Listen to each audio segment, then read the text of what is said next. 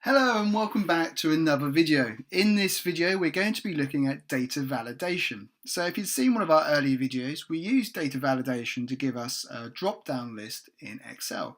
And we'll put the link to that video on the screen now because in this video we will not be looking at lists. But obviously if you want to check that out, or if you're needing to put a list into your worksheet, you can check out that previous video and that'll give you everything you need to get started with lists. In this video, we're going to show you how you can use data validation to firstly police or enforce the values that are entered into a particular range of cells, and also some prompts that you can include when those values are either not inserted, so kind of like an error message, or guidance to tell people what they should be entering into that cell.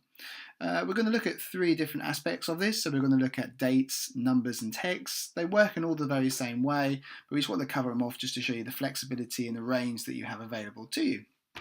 So the first thing we're going to do is look at dates, and you can see in column B, we've got a table, an empty table ready to be populated, and we've got a predefined range here of the 1st of the 1st 2019 until the 31st of March 2019. So that is going to be our range in which we only want people to enter dates that fall within that range. If it's a date in 2018, or if it's a date greater than the 31st of March 2019, we don't want them to be able to record that date in this table. And you could make up any different scenario of why you might want this criteria, but we've not really focused on a particular scenario. We're just focused on the actual solution that you can utilize if you have some date parameters to enforce your date values. So in order to do this, as you can see, we've got a table ready, so we know where this range of information needs to be. So we want to be in this range here from row 6 to row 11. Any dates entered into those rows in that range of column B can only fall within that date range of the 1st of January to the 31st of March. So what we need to do is highlight the whole range that we want to add the data validation to.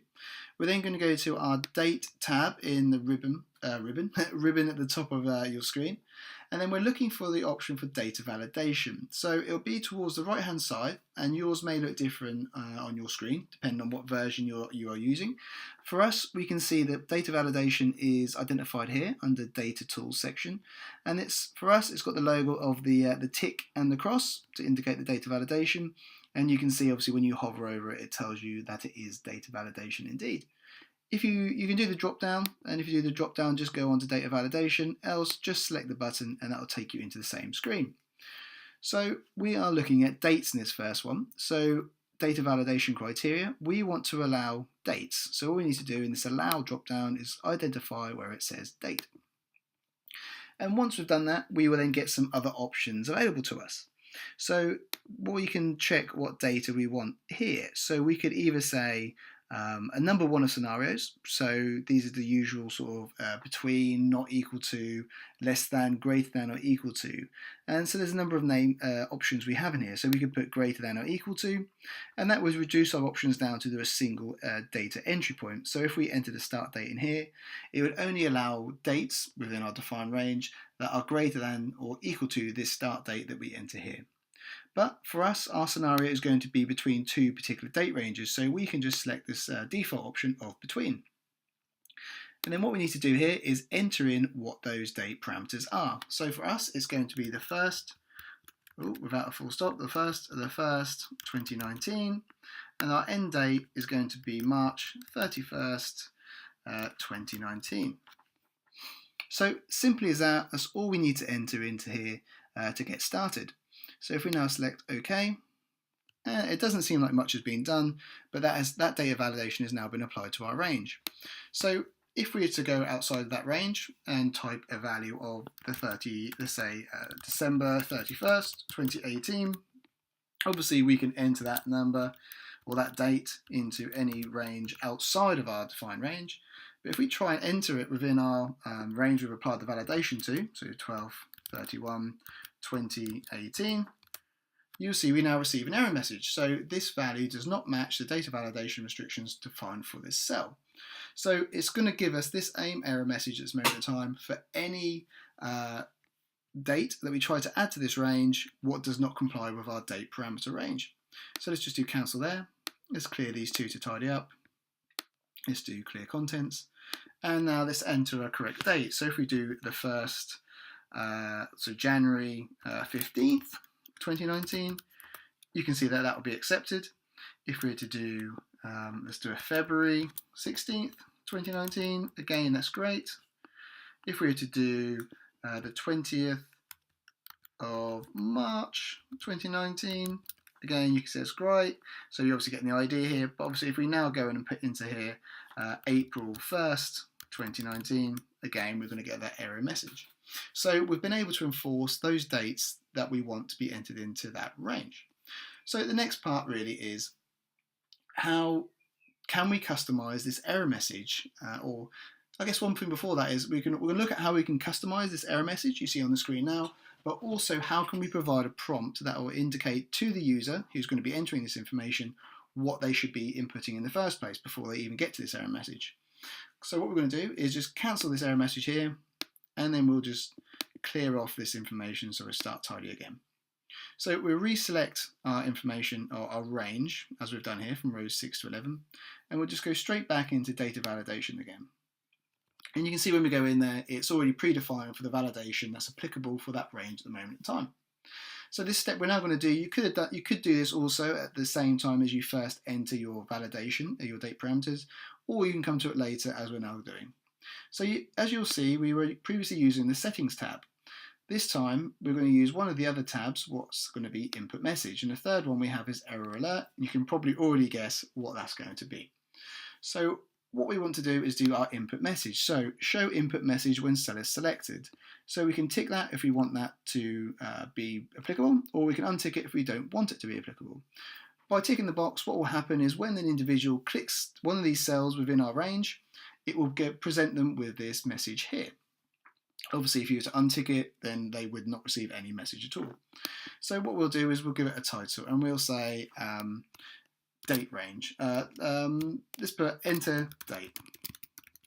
And you might want to be something a bit more particular. So if there's a particular field, like the first thing that comes to mind was date of birth, then you might want to put title date of birth, just so it coincides with any column headers or fields that you are using.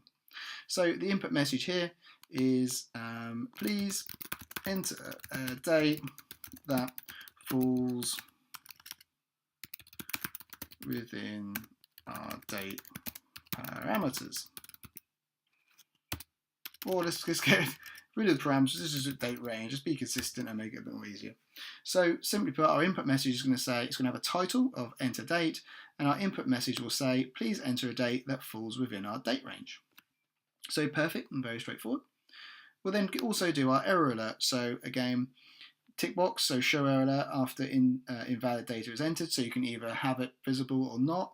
Obviously, if you're going to be using error message or validation, I would strongly suggest using error alert. Input message is a nice thing to have, and I just feel it gives a nice round user experience so that they're informed of what they should be entering in the first place. But the error alert I find is very particularly important, because if someone's trying to enter information, particularly if they're maybe not an advanced user of Excel, having this error message customized to that field gives them a bit more information of what they're doing wrong and what they need to correct. So what we have once we're selected, if we want to have it visible or not, is we have style. So simply we've got default stop, and you can see it will give this icon of stop. If we choose warning, we'll get the little warning symbol, and the last one we have is information. So you can choose which one of those you want to be present on your pop-up.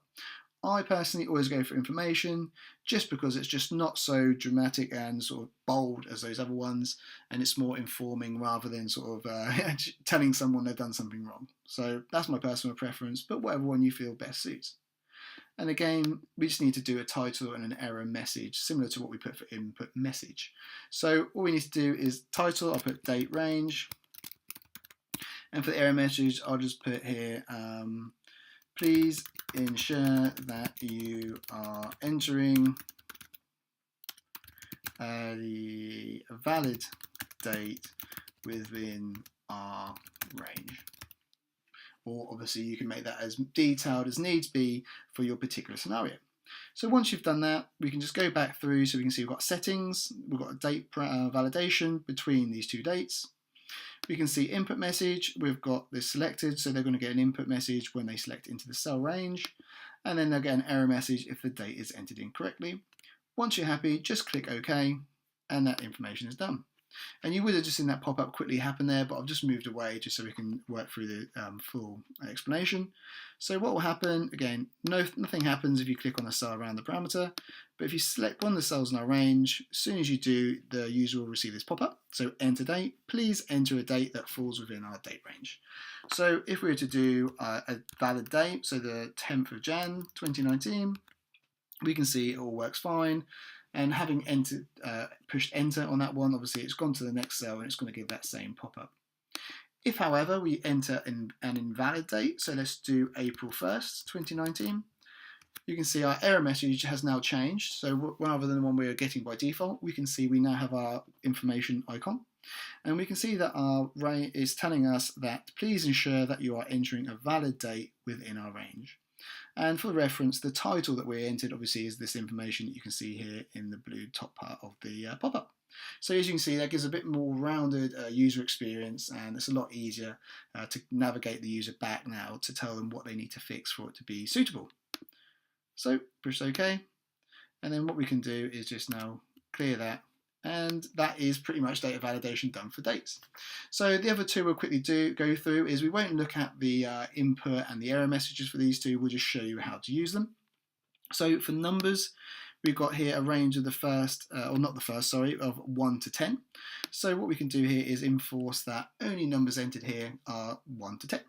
So if we want to do that, we just go back into our data validation, into our settings tab, and then this time for numbers we have a couple of options. We can either use whole numbers so they can't add decimal places, or if you want to include a decimal, then obviously you can go for decimal. But we're going to go for whole because we only want them to enter like 1, 2, 3 or 4, an actual integer and a whole number. And for this again we're going to do between, but as you know you have all these other options available to you if they are more applicable. So for our minimum we've got a number of 1 and our maximum is the number of 10. So having entered those we can do OK. And we can now see that when we go down into our cell, and let's just change the formatting away from date. You can see that if we enter any numbers within that range, it's fine. But as soon as we try and enter a number that is not, we're going to get that error message. And obviously you can now replay the steps in order to get a more tailored error message and input message. The last one we have here, again, we're quickly going through these now, is text. So we have the ability to limit the number of characters within text. This could be particularly useful if there is certain phrases, or if you just want people to capture maybe comments, but you want to limit it without getting pages and pages of information contained within a single cell. So in order to do this, and I'll just change the formatting again, once again we just go back to our data tab, find data validation, and this time in our allow drop down we can select a text length. And this time we'll say it's got to be less than or equal to 5. So they can only add up to 5 characters. So this time if we want to now enter, let's say 1, 2, 3, 4, 5, a really boring way, you could obviously put an actual word here rather than numbers, but this is just an easy way to demonstrate. You can see that's going to be fine. If you wanted to add only 3 characters, also fine. But if we now wanted to try and add 6 characters, we're obviously going to get our error message, and that won't be accepted.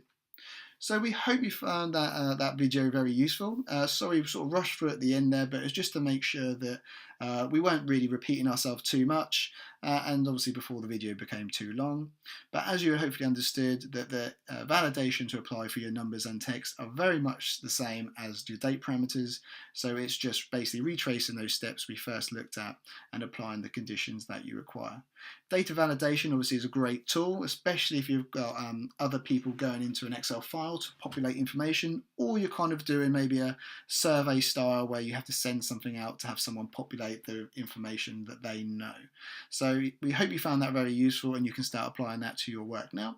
If you haven't already, please do subscribe to the channel. Make sure to hit that bell notification button so you are notified as soon as our new videos come out. Links to our social platforms of Instagram, Facebook and our website are found in the description for this video. If you have any questions at all, please reach out to us either by one of our social pages or drop us a comment below this video and we'll get back to you as soon as we can. Thank you very much and we'll see you in the next video.